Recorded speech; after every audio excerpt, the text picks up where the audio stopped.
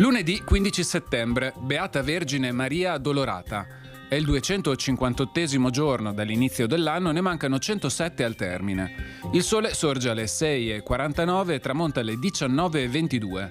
La luna si leva a mezzanotte e tramonta alle 16:17.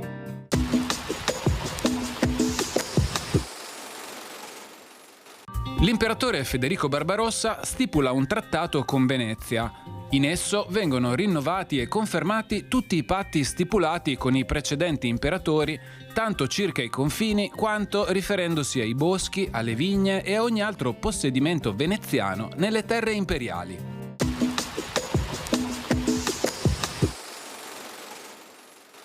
Le previsioni per domani. Nuvolosità in aumento, poi delle piogge sui monti. Temperature in aumento, eccetto diminuzione diurne sui monti.